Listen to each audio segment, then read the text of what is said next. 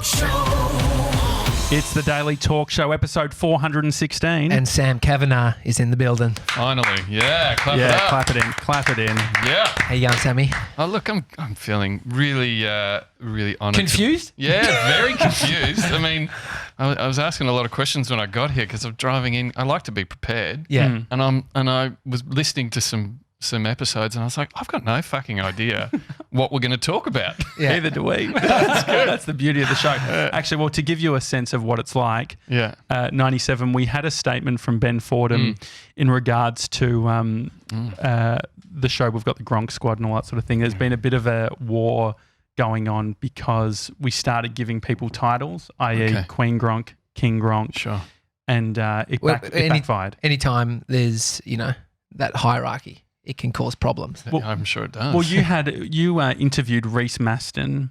I'm very familiar with Reece Maston. The producer, remember what was like the producer conference? Yep. So Sammy Cav is like the, for people who aren't in Australia, is like the number one content head, I reckon, in Australia. Like you had Hamish and Andy, you were the executive producer of Hamish and Andy. I reckon even for people in Australia, it's worth saying I wouldn't say number one content head. I reckon you are. I think like if you look at, you are.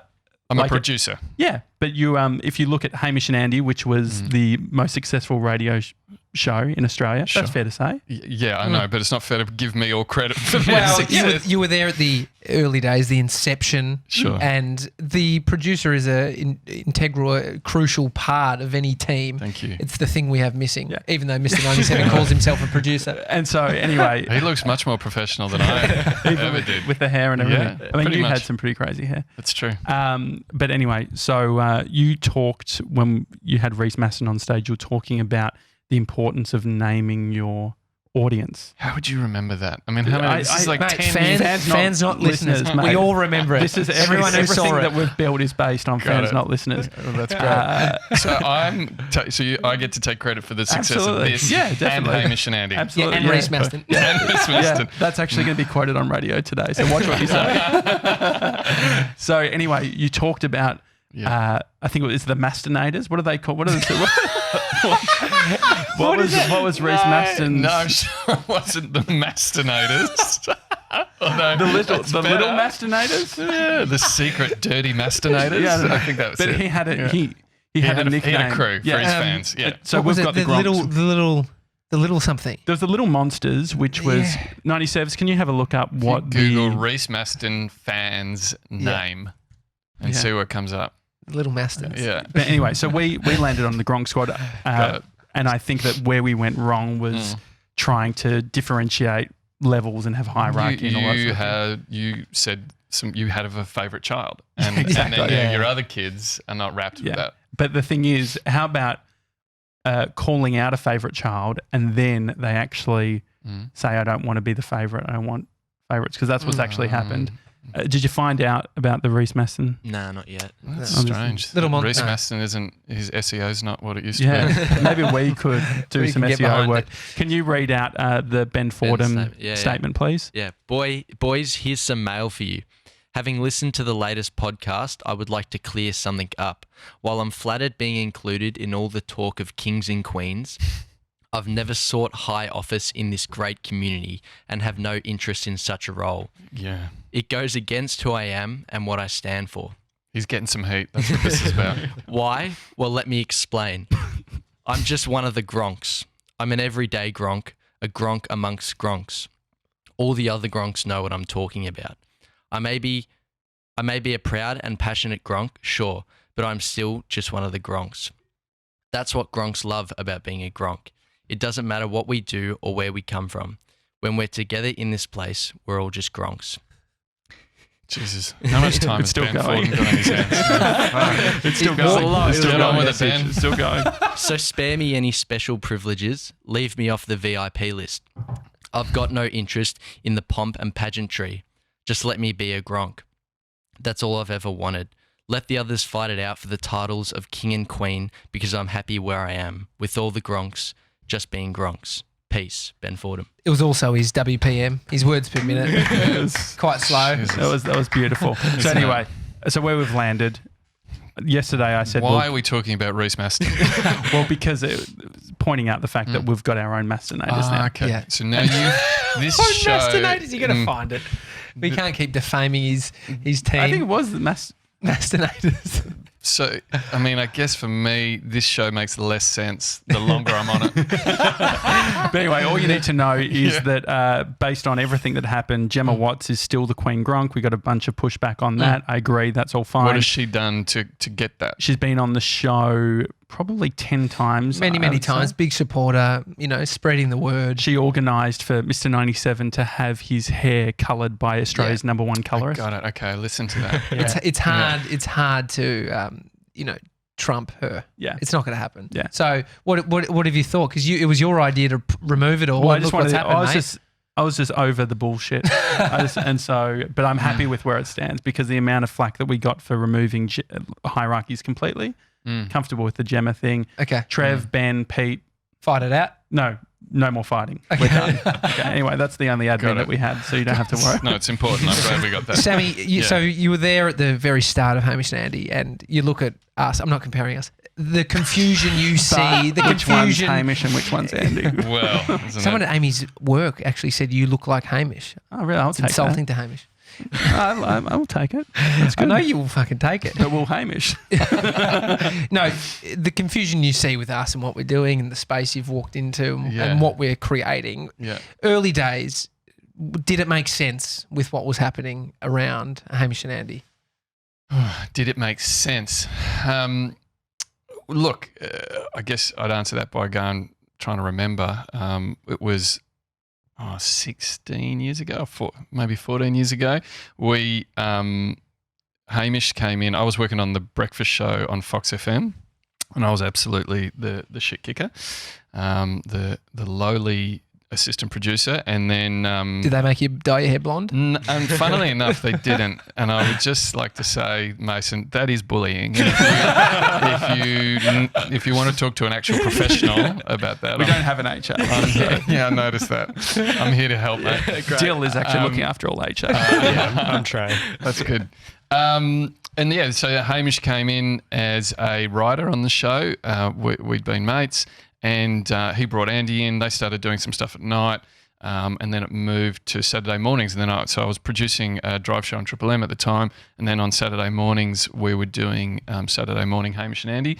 And the beauty of it was we had about 2.5 years with no one really paying any attention. We got to kind of just do our thing. I remember the show would go for 2 or 3 hours, I'm not really sure. And then we would go out for breakfast and celebrate pretty much every show. Like it was just great. So much fun. And no one really gave a shit or paid any attention. So we got to make heaps of mistakes. We got to just try stuff. It was just not serious. There was no ratings. And I think that period of us working out how we operated as a team, working out what the show was while doing the show was I think really similar to what you guys are doing. You don't have the pressure of someone, telling you this is what the show should sound like, this is what the audience should be, this is, how you have to work together. You get to just there's no way to learn that stuff better than just getting on and doing it. Well, you were underplaying your involvement in the whole thing, but Jace Hawkins was on the show the other day and he was talking about Laddie. Yeah, he literally took his whole team from New Zealand to Melbourne to start the breakfast show here. Yeah. I mean, it shows the importance of who's around you. Well, radio is a team sport. Like, you're making 2 or 3 hours of live content every single day. If I always say, you look at all successful shows and teams, the shows that are successful have really good teams behind them. And it's because you've got to rely on each other. It's such a weird thing to put two people in a room and then broadcast that to a city, and they have to get along. They have to find each other charming and funny and charismatic. And if the team behind them isn't supportive and tuned into what they need, it's a shit fight real quick. What's interesting though, because in my head, start with friendship is probably where to start. It's the important key to it all. But then there's the Tracy and Matt, the rumours of they didn't like each other, and even Jace brought up somebody who they did it remote He worked on a show where they did it in different states because they hated each other. We're a gossip-heavy show. But then the product somehow works, which I think it's moving. Do you have to be mates? Do you have to be No, mates I don't think you have to be friends. No, I mean, it depends on what you're trying to create. You guys are trying to create a lifestyle for yourself here, so you want to be friends. But you can make interesting content with people who disagree. I mean, I don't watch it, but there's a lot of reality TV out there that would suggest that people fighting is good TV. And there's obviously an audience for that. Maybe we're looking at the metric of success. A successful breakfast show that doesn't like each other as friends It sounds is getting good through big the numbers. speakers, It sounds great through the speakers. I mean, for me, that's not success. You probably got me the job in Shepparton, putting in some good words. You're welcome. You definitely saved me the job once when you got a call from my boss. We won't go there. What was that about? Oh. Well, we should go there. I wish Was I that You got a the call. police? No. could. What did you do? You did I was something. with Candy still on that show, Yeah. and it wasn't. You're being a baby. It wasn't going well. But then she called you, the GM of the business called you, and you had to tell her, whoa, That's right. stop. That's right. Because she was yelling. She was really annoyed at you. It's like, what the fuck has Tommy done in Shepparton Actually, haven't done anything. to upset people so much? Yeah. Do you remember what it was or no? It just wasn't working. No. And I think we were sick It was of just each other. dysfunctional, but I don't think you were the most dysfunctional part of that. I mean, how do you if there is a team that's dysfunctional, how do you identify what the issue is and actually resolve it? I just like a good blaming session. No, we do blame Mondays. Really? Yeah. What's today? Today's Tuesday. Yeah. We missed it too. Yeah. Oh dear. We could do it as a special. We'll save you, Sammy. Thank you. So what was the question? How do you identify, if there's a dysfunctional team, how do you fix it? Okay. Well, there's no short answer to that. I have worked with lots of teams that have been going through problems, and generally I try to get some consensus around what is the show we're trying to make every day. Like, if you can get the team agreeing on this is the sort of show we want to make, and then get them agreeing on this is the sort of team we want to be involved in, and it's kind of objective and everyone agrees on that, then it just feels a lot less personal. So if you're like, okay, well, that's what we've agreed on, that, this is the sort of content we're going to bring every day. These are the sort of conversations we're going to have. This is how we're going to deal with it when we get the shits with each other. Because, I mean, like, if you're in a breakfast show, like, just think about the sleep deprivation. Like, you did it. It's so easy to get the shits. Like, so if you haven't had a conversation when you're kind of awake and it's not in the heat of the moment about here's what we're going to do when things go bad, it's no wonder that it gets toxic really quickly. So I facilitate lots of conversations like that.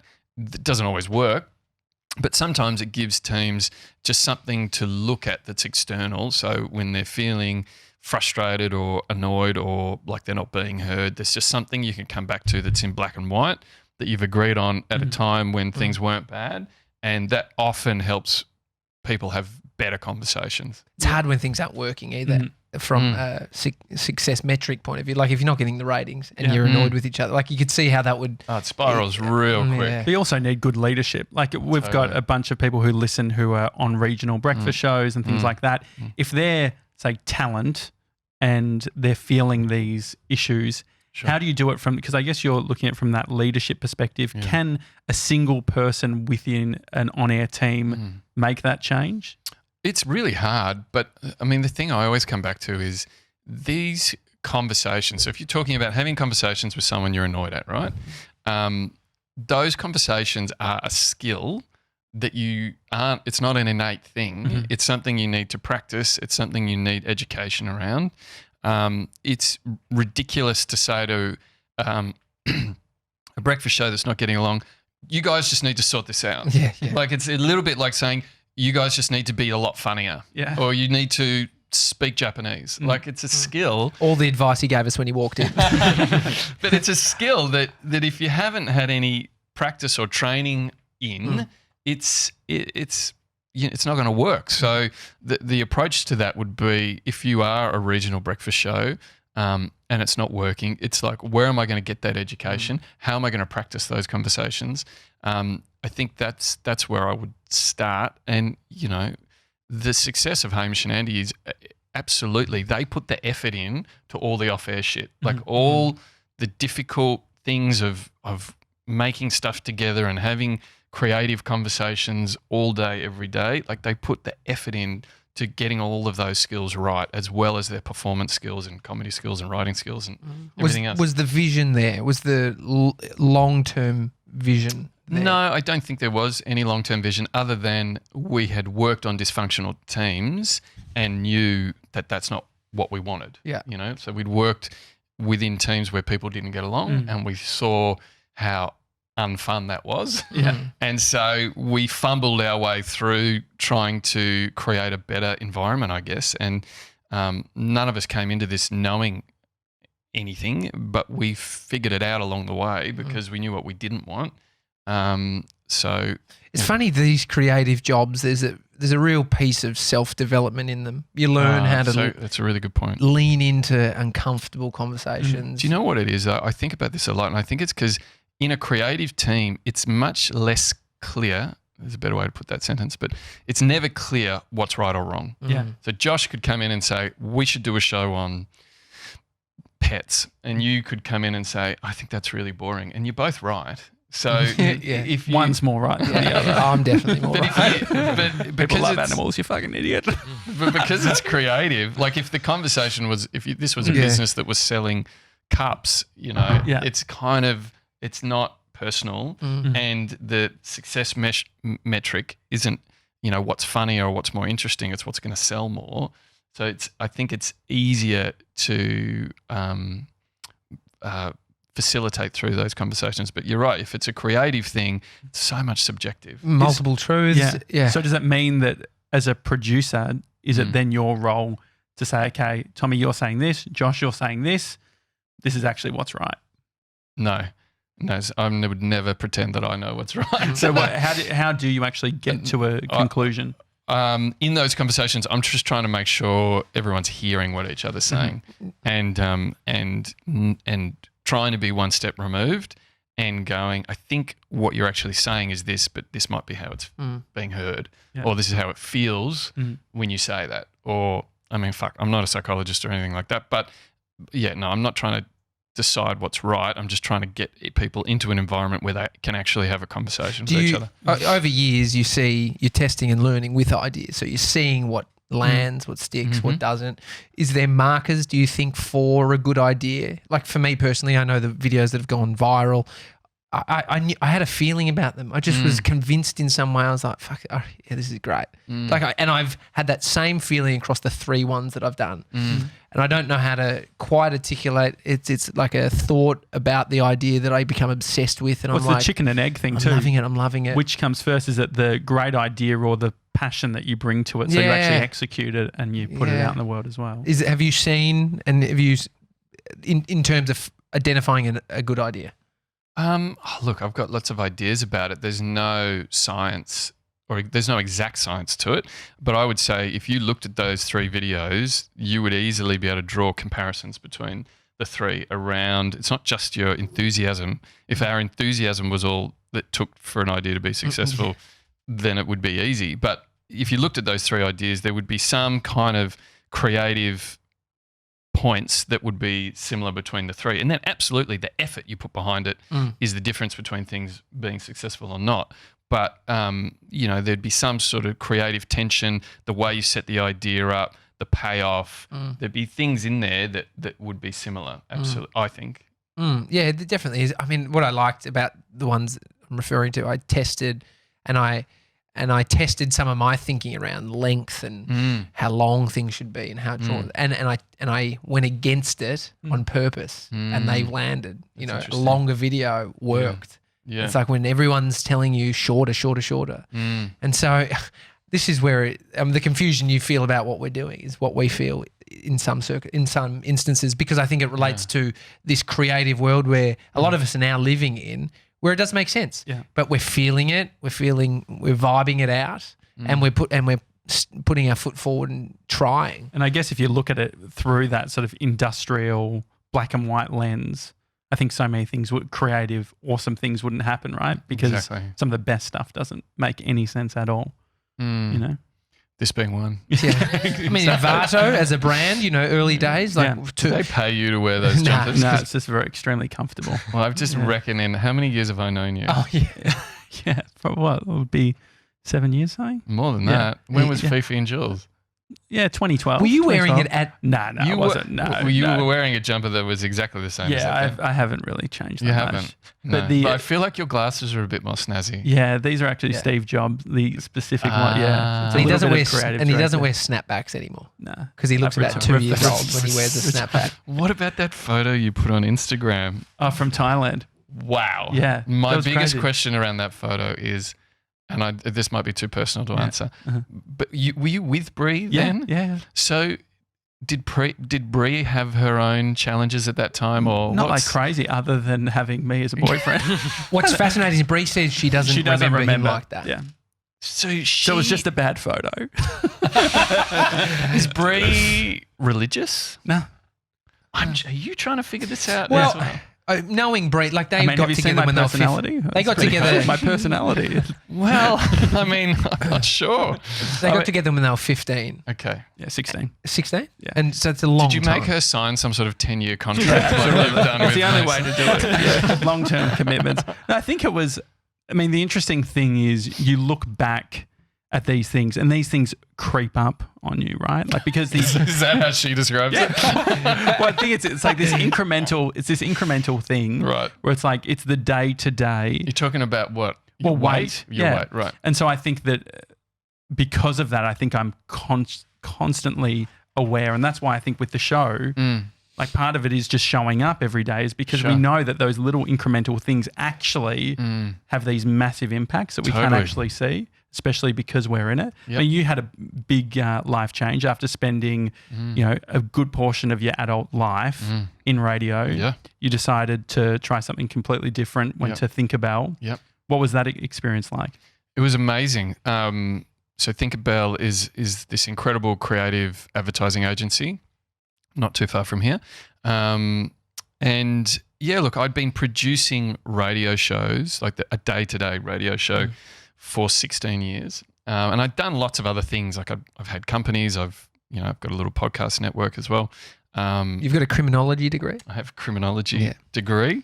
Have you been Wikipediaing me? No, or no, something? no. I know these things. Good. So, like, I mean, I just say that I've been on boards. I've tried to not be too in the bubble, but I wanted to do something different. So, yeah, went over as head of production at Thinkerbell, and it's very hard to put into words just how much you learn when you change industries. Like, it's like learning another language. It was, even though lots of my skills were really transferable in advertising.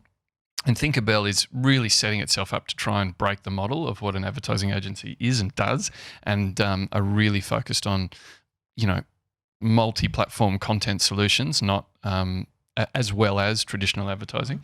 And so, we did some amazing things. One of the first ideas I worked on, the idea was we would find Australia's coldest town, which is this place called Waratah in Tasmania. Have you seen the video? I saw a little bit. That's great. Yeah. I saw it because actually you had, was it Sunrise or Today Show? Sam Mack on Sunrise. Yeah, he was as part of the part thing. He actually went to the town, right? Yeah. So live on Sunrise, we managed to get this whole town together, and it's like this place is on the west coast of Tasmania. Population about 100.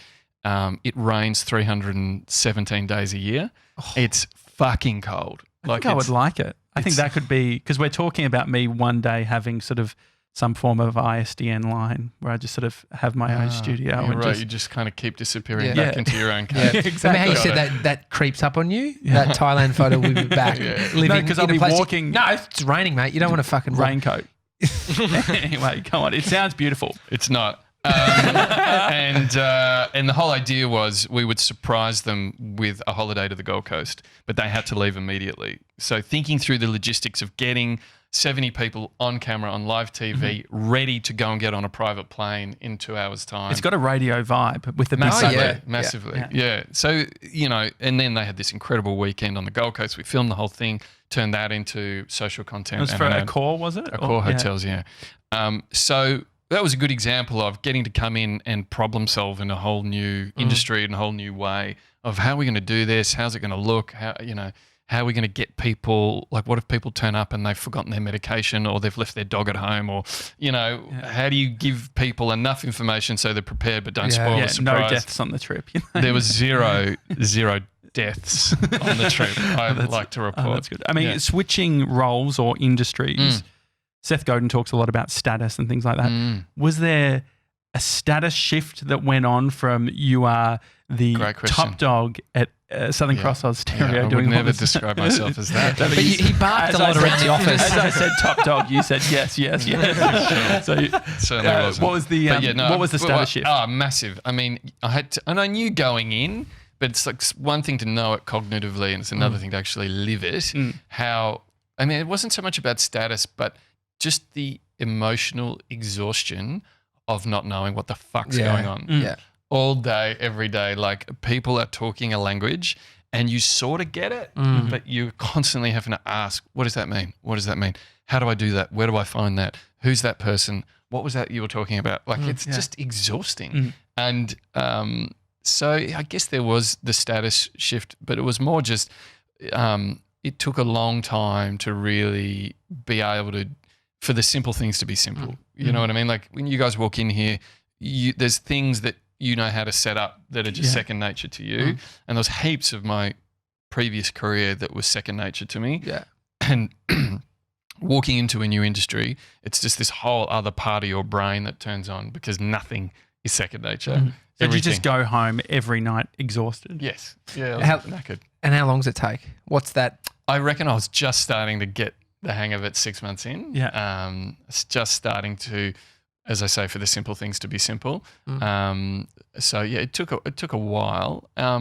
But in that time, we still made some incredible things. Like it was this beautiful combination where they were very open and encouraging of the fact that because I didn't have the industry experience, I was able to see things in a different way. So that idea of how do you get a town from A to B, I was able to bring a whole lot of different thinking into that because, in radio, you're constantly trying to figure out weird shit. Yeah. What's your visceral response to problems? Have you built a muscle where your reflex becomes, great, let's solve it? Or are you, because I feel sometimes when we go into a video project, it's like, it's like you can be sort of, it's like an injection of anxiety. Not that it happens all the time, but I've watched myself have that response regularly where I've needed to pull myself up to say problems aren't bad. Yeah.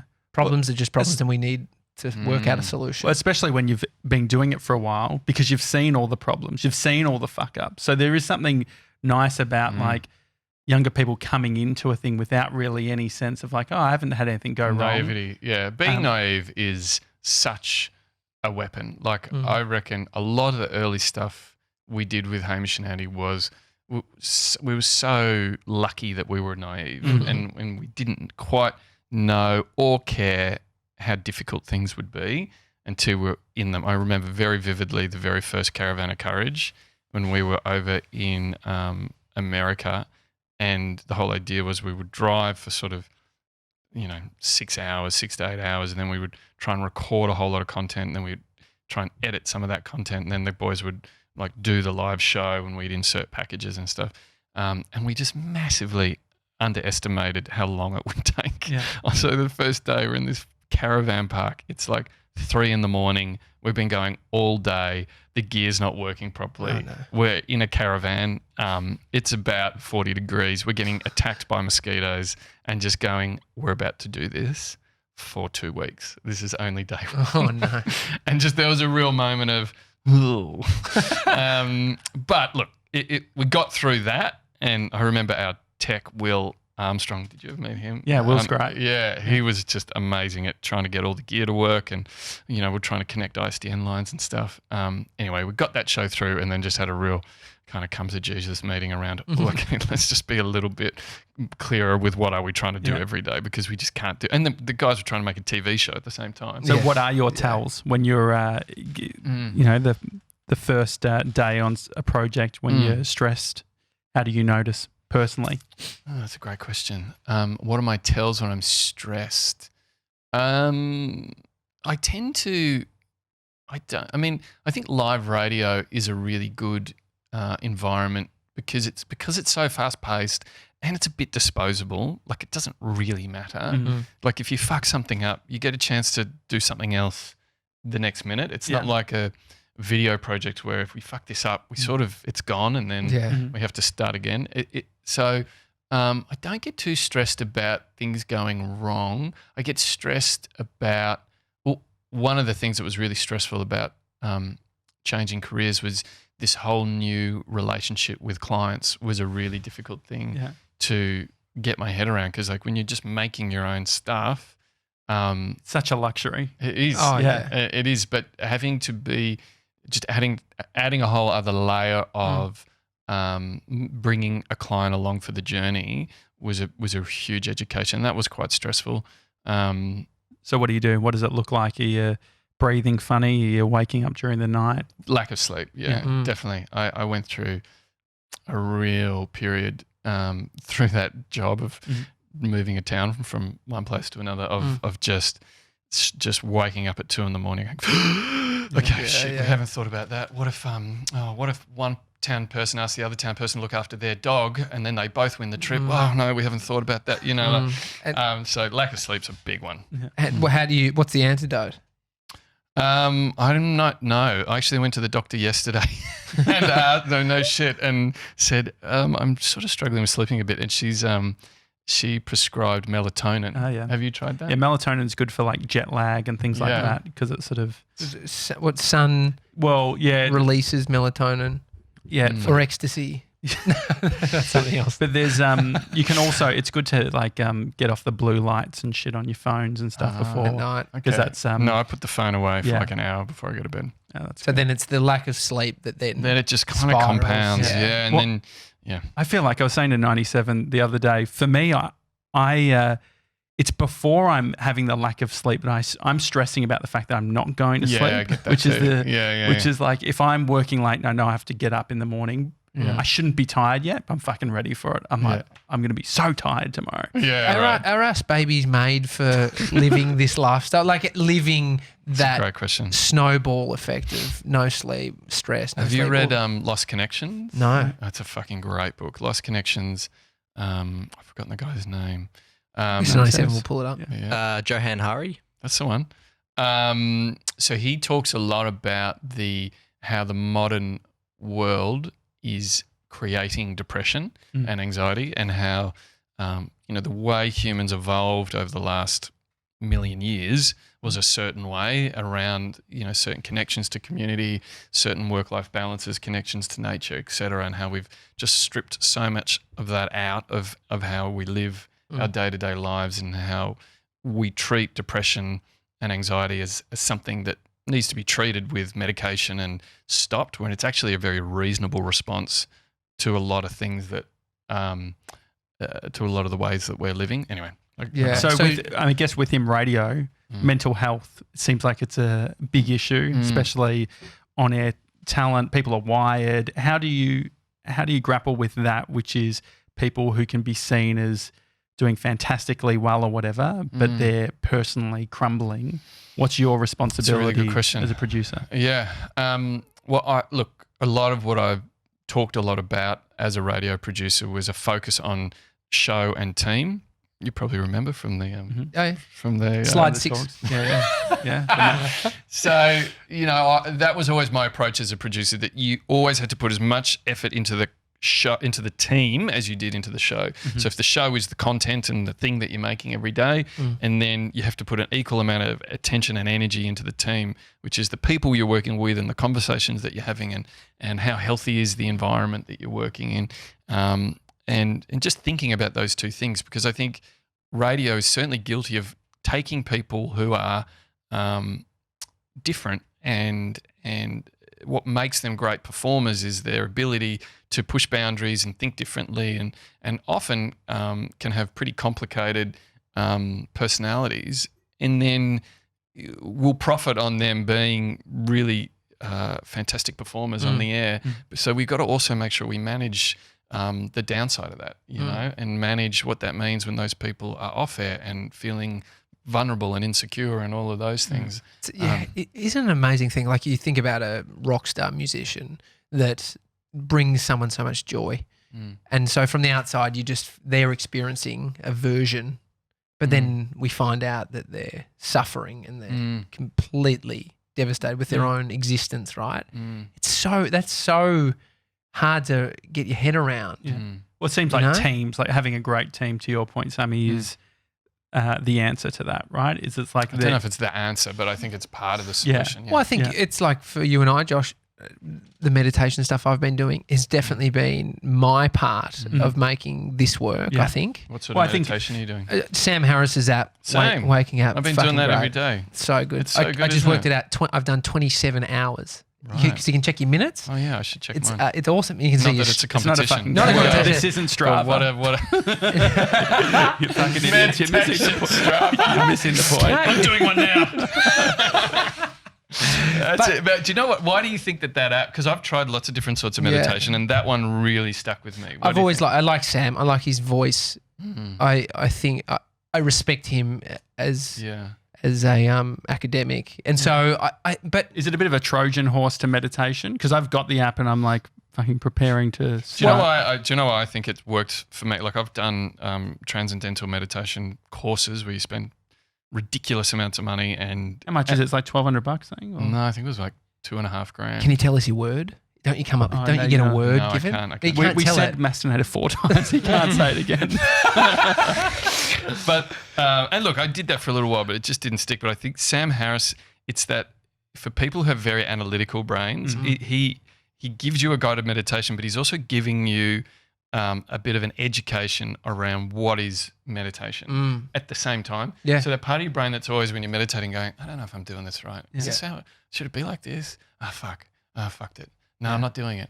This is a waste of time. Yeah, yeah. Whereas his guided meditation just keeps you, I guess, feeling confident that you're learning what meditation is while you're doing Yeah, it. because all those things are appearances in consciousness. Like Mr. 97 saying, I'm thinking about my breathing. So he says, identify that first moment of your breath, but then you start thinking too much about trying to find that. But then that is a part of the whole process. That's a part of this world we live in, consciousness, and things are happening, and all the emotional responses are notifications within consciousness that we're identifying. So What difference has it made for you doing that? I think it's definitely, and one of his things he talks about what are the benefits of meditation, and it's this alarm system that you've created, and when you have a practice that you do daily, like meditation or like you try. So basically, you're becoming aware of your shortfalls or those responses that you have that come up naturally, anger, or all of those things. So I think I've become more aware of those responses that come up and not letting them take hold of me and then how I act. Yeah. Well, and I think that's like the thing with the team dynamic. Like I reckon Tommy doing meditation has probably been the biggest impact on my life in the past like 3 months. Why? And it hasn't. What was he like before? Well, no, it was more. It wasn't. The funny thing is the way that Tommy has done meditation doesn't mean that he was a problem and he's fixed it. He's worked out how to deal with me. So even though I'm fucking still outrageous and need to meditate, he doesn't respond to my anxiety. He doesn't react. And so we can then have a conversation. And so there's like we used to have blow-ups all the time. We don't have, like, it's just not a thing anymore. I think also, Sammy, one of the great benefits for me has been those moments where you're thinking about work or you're feeling anxious about what you've got going on, and just being able to step back from that and then just I've been able to get out of those moments much, much quicker. Well, we used to love to lean into shit. Yeah. Like we were like, Brie was blown away because when she used to like work on the odd occasion at our office, she would see like Tommy and I could be discussing something and we could spend 4 hours and it could take our whole, like half of our day being like, why we're doing it this way, because we straight away blow it up to, if we do it this way, it means all about this, about the rest of our business, and we're fucking, everything's blown up, right? It's like a simple email. We didn't get back to that email. This means this, and now this is crisis, right? And so we're just not having any crisis moments anymore. Everything, like, and part of it is the team. Until the liquidators get here. Exactly, but they're not here until August 15th. So you're saying, so Tommy meditating basically means you don't have to. Well, that's what Brie going to a psychologist means. I don't have to either. She's like, so Josh is feeling this. Well, I've got to go twice a week, and based on Mr. 97's hair. But you're obviously out of context, it makes a lot of sense. It makes a lot of sense. You were talking about Thinkerbell. That was 7 or 8 months of your life. Yep. You've got a great opportunity with SCA. How much can you talk about that? A little bit. So, yeah, SCA is essentially doubling down in their investment in on-demand audio. So they are, which is podcasting, streaming, as I don't need to tell you guys. And as part of that, they've asked me to help come on board and create some new content. So I haven't started yet. This is my week off. So this is my week of doing Organised August. Yeah. Oh, great. Yeah. So, Organised August. This is fucking great. Yeah. That actually gives me a semi-chub you saying Organised August. I had a big day yesterday I can talk about. But so I'll be joining the team there to just really help explode that out and figure out. So what are they thinking about? Like, is it obviously crime podcasts are going massive. Like, is that how much is that on your radar? It's too premature for me to talk about what they're thinking about. Like, I haven't started until next week. But in terms of my radar, I think it's really interesting that for a moment in time, the biggest podcast in the world was an Australian story produced in Australia by an Australian. It's just, previously I would have thought that was just such a local thing that would never work overseas, but it became the biggest podcast in the world for a couple of weeks there. What is this? Teachers Pet. Yeah. I mean, what I find interesting is those things feel like they can have that global audience. Say what we're doing at the Daily Talk Show, or even not as much. Yeah, I know. And, kidding. I mean, 20% We need of a murder. We need to commit a murder. Yeah, that's a good idea. I mean, you've got Someone the criminology. dies. You've got the criminology background, so you're going to be primed to do that crime podcast stuff.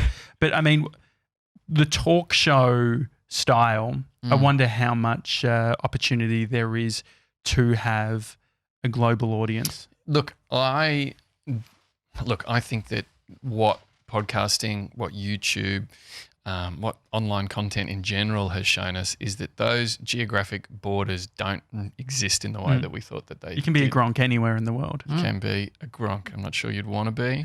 No, you do. No, you actually got no choice. But, I don't think those geographic borders are what we think they are. I think that, just as we've been consuming American and English content our whole life, there's nothing to say that, we're fortunate to live in an English-speaking country, and I think that means our stories, our conversations, our content can live anywhere in the world if it's good enough. We've got Hamish and Andy were on Jay Leno. Was that back in the day? Remember they were on US? They did Jay Leno. Yeah, they did a couple of stories on Jay Leno.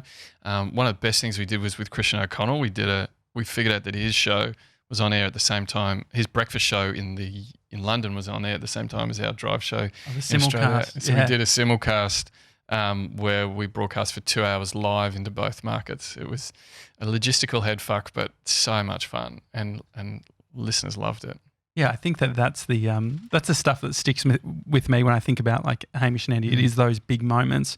What are, if you were to think of your top moments in your mind of where you're the most proud? Sure. It might not be necessarily the biggest thing, but the ones where it's like easily getting you two to surprise everyone and perform live on our last show in 2010. That's right. Hamish told the story at 100 of getting the not being able to tell anyone. It was amazing. So we figured out, so the boys were doing a tour around the country for our last week on air. And at the time we thought that was possibly going to be their last week doing Drive Ever. How much of a head fuck was that for you? Like, obviously, when you're you've got talent, there's renegotiations all the time.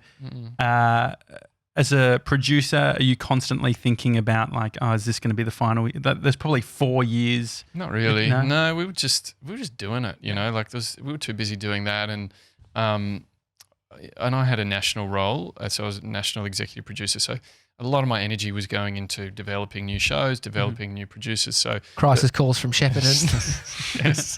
And so so this was the final show of. Do you remember what year? 2010. 2010. And we figured out that U2 were performing the night after in Melbourne, and we'd booked the night after our Melbourne show. So on the Friday, we were finishing in Melbourne at the Myer Music Bowl, which is for people outside of Melbourne. It's like a natural amphitheatre that holds about 5,000 people. It's amazing. I saw Red Hot Chili Peppers. Oh, there. dude, I was at that one too.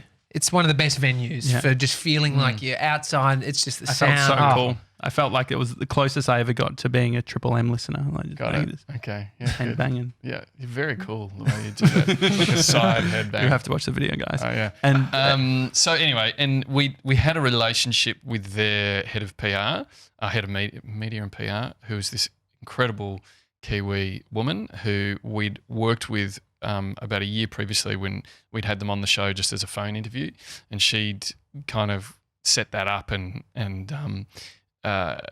really pushed us to come up with a better idea for the interview. It was just a really good experience, and so I'd kind of just stayed in contact with her.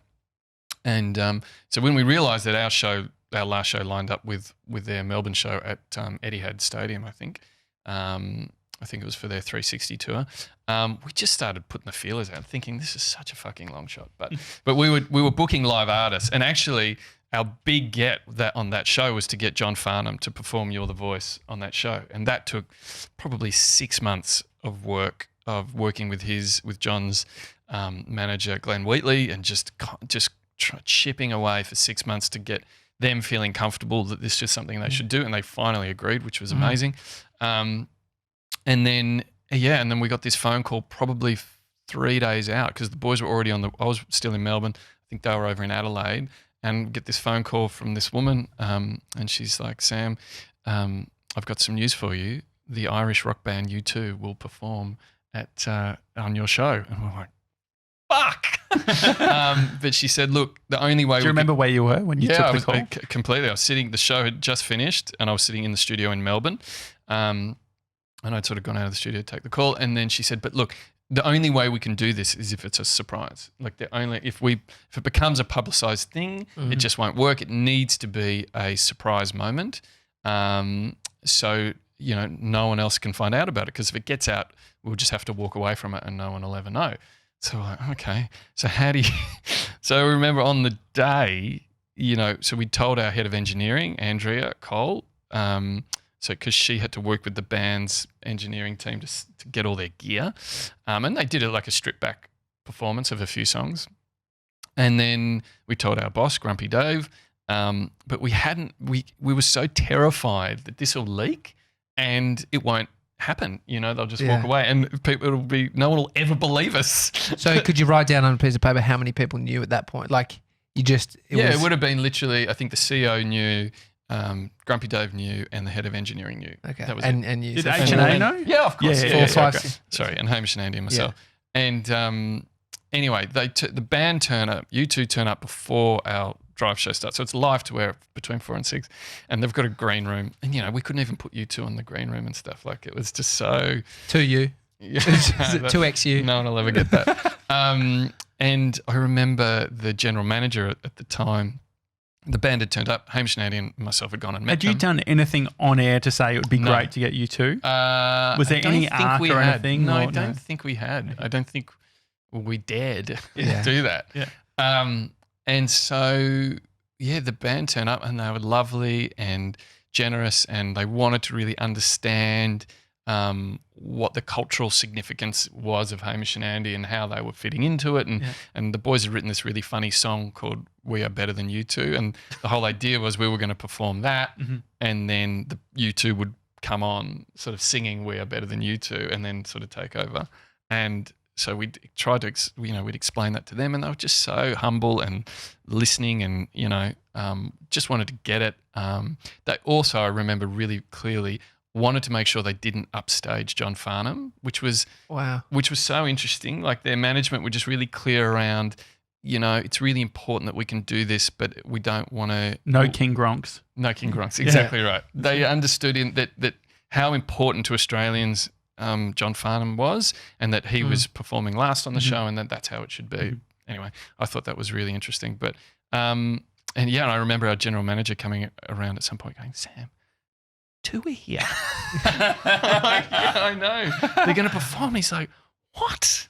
Like, it was fucking cool. Like, you can't, the element of surprise, you just can't. Like, if we had promoted that for 3 weeks, it just never would have had the same impact.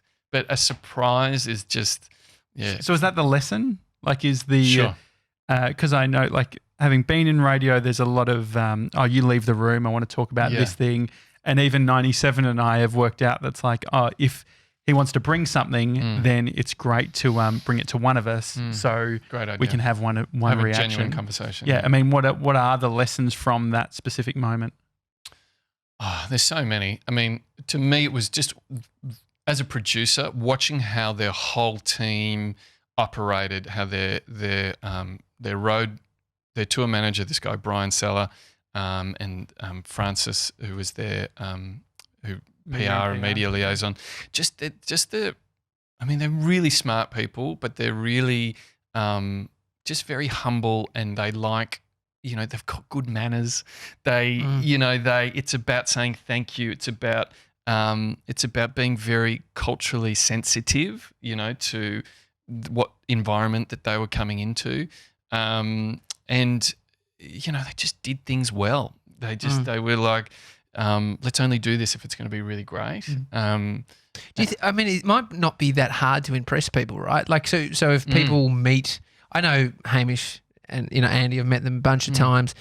When you meet them, they're kind. They give you engaged conversation for whatever moment you have with them. They're big, tall. They've really got a presence about them, which I don't feel like seems like they're going out of their way. They're just being great people. I think Jules Lund is the same. Totally. You're the same. I mean, you're all best friends, right? It's like, and then so when you expect something like from a rock star, it's like you can rattle people quite quickly by just being the thing that most people want and expect, because maybe they have a different expectation on you. Yeah, I wonder that, like, Sammy, that perspective or that way of doing business, how do you think, like, us as a show, like, how could we bring that culture to our team from the beginning? How do you start that? Like, what are the few things, the actions? Maybe it's how we have our relationship. Like, we're constantly thinking about our guests and how we can better communicate with our guests. Do you know what? One really simple thing, and Jules Lund taught me this, was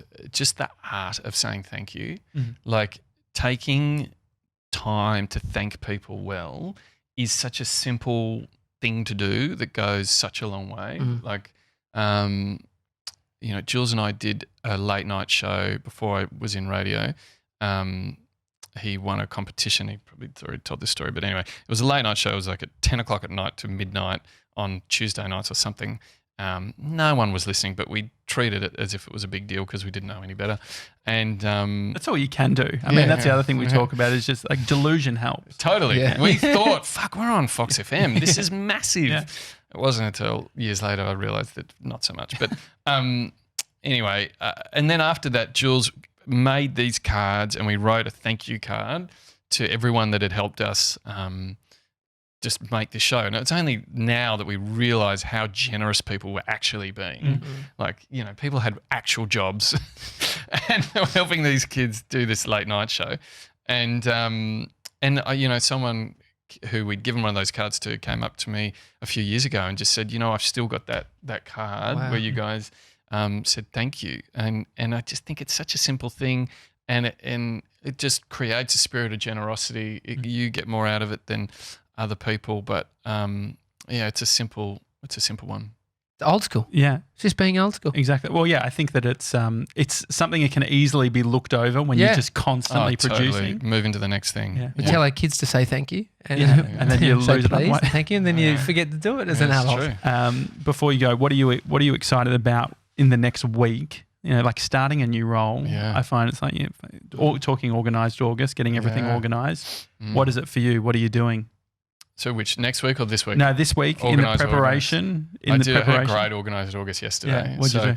I took my car to get serviced. Great. I went to the doctor to get some stuff sorted that I needed to get sorted. Did a blood donation, Oh, great. which I've been putting off for a long time. Did the supermarket shopping. Yes, it's probably not as impressive. No, that's and then good. today I'm going to. We've got a meeting with a financial planner. Oh, great. Yeah, you should have him on. That would be a good conversation. Great. Yeah, absolutely. Anyway, so Katie and I are doing a session. My partner and I are doing a session with a financial planner. That again, something I've put off. So I just wanted to take a week between finishing one job, starting another job. All that life admin shit that you just put off. I'm trying to tick it all off. I like how you just sort of once you actually work out what you have done, it can sometimes be underwhelming. I caught myself on Sunday doing the washing. I'm like, oh, Organised August. I'm like, actually, who normally does this? That's just what people do. You don't need to go and give yourself a cookie. You're doing your own washing. It doesn't need a hashtag. Do you think, Sammy, the new job at SCA will have less of that feeling of swimming, understanding what you're doing when you're back in your do you know old? what? I think it'll be what's interesting about it. It's a really familiar environment, but a really unfamiliar, undefined challenge. Like working in a traditional media business and trying to work out how that business future-proofs itself and plans for the future of content is its own challenge. But yeah, absolutely, the environment will be much more familiar, and the people. There's some awesome people I'm really looking forward to working with again. Are you getting your old office back? Or what's it No, I'm not. I don't know. I don't actually quite know where I'm going to be or what I'm going I to know, do. it's in the digital area. Yeah. How do you know? No, I'm joking.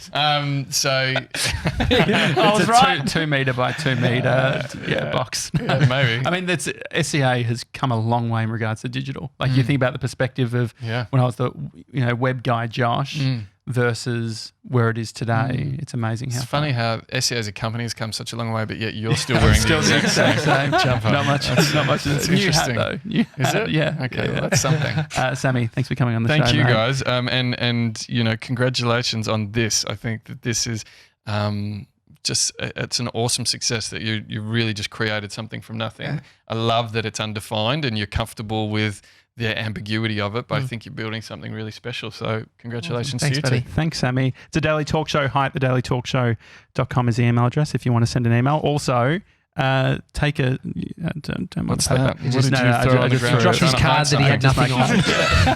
The notes for interviewing Sam Cavanagh. If you've listened or watched, We'll get take a to that screen one. grab on Instagram, tag us up so we can see that you're listening and we can say thank you. We might even send a card. That'd be lovely. It's a Daily Talk Show. We'll see you tomorrow, guys. See you guys.